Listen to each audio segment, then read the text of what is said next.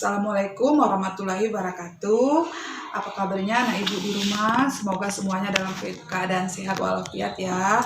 Dan ibu harap selagi corona begini kan harus tetap menjaga protokol kesehatan. Harus tetap memakai masker kemanapun kalau keluar ya. Baiklah anak-anak ibu, sebelum kita masuk ke materi ada baiknya kita mengucapkan basmalah. Bismillahirrahmanirrahim. Hari ini kita akan masuk materi keanekaragaman fauna yang ada di Indonesia. Fauna berasal dari bahasa Latin yang bermakna alam hewan.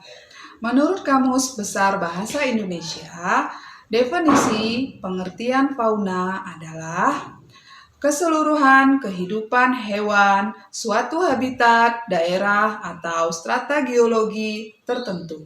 Atau juga dapat berarti dunia hewan. Fauna dapat hidup di daratan dan perairan. Peta persebaran hewan di Indonesia. Jadi fauna itu ada banyak peta yang tersebarnya ya, yang ada di fauna Indonesia bagian barat, fauna Indonesia bagian tengah, dan fauna Indonesia bagian timur.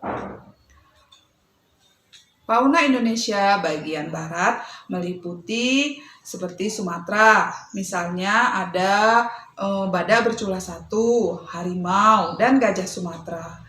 Sedangkan untuk di Pulau Jawa ada juga harimau, tapi harimau yang ada di Pulau Jawa, badak bercula 1 dan leopard. Selanjutnya untuk di Bali ada hewan ayam hutan.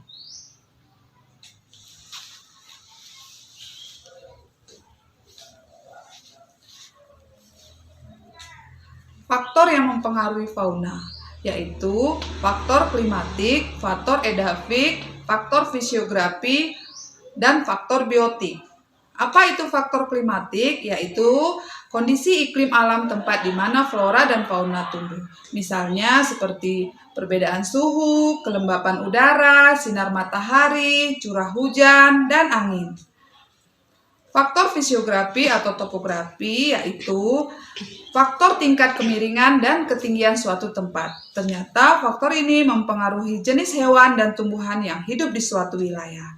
Sebagai contoh, kambing gunung yang hidup di pegunungan terjal dengan kambing gunung yang hidup di daratan, mereka memiliki bulu yang berbeda. Misalnya yang di gunung memiliki bulu yang sangat tebal karena habitatnya yang berada di pegunungan dengan tiupan angin yang kencang dan suhu yang lebih dingin.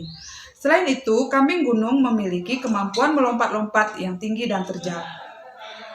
Faktor edafik. Faktor edafik adalah faktor tanah yang ditempati oleh hewan dan tumbuhan. Tanah yang subur akan memberikan dampak yang baik bagi pertumbuhan tanaman. Selain itu, hewan juga akan lebih mudah menemukan makanan jika tanaman di sekitarnya tumbuh subur dan berbuah lebat. Faktor edafik terbagi lagi menjadi keasaman tanah, tekstur tanah, kandungan air tanah, dan struktur tanah. Yang terakhir yaitu faktor biotik, di mana di sini dipengaruhi oleh manusia, hewan, dan tumbuhan. Manusia di sini memiliki peran yang sangat besar untuk menentukan kehidupan hewan dan tumbuhan. Salah satu sifat manusia yang destruktif sering sekali menjadi penyebab hilangnya habitat asli suatu makhluk hidup. Sebagai contoh adalah hewan langka yang saat ini sulit ditemukan di alam bebas. Semuanya berawal dari keinginan manusia untuk memperluas lahan pertanian, sehingga mengunduli hutan yang merupakan habitat hewan banyak. Maraknya pembalakan liar membabat hutan membuat binatang sulit mencari makan untuk bertahan hidup dan berkembang biak. Hewan. Salah satu hewan yang membantu persebaran tumbuhan adalah hewan penyerbuk. Hewan berjenis ini menghisap madu dari bunga dan membawa serbuk sari terbang bersamanya. Serbuk sari tersebut jatuh di bunga lainnya dan menyebabkan penyerbukan silang. Tumbuhan.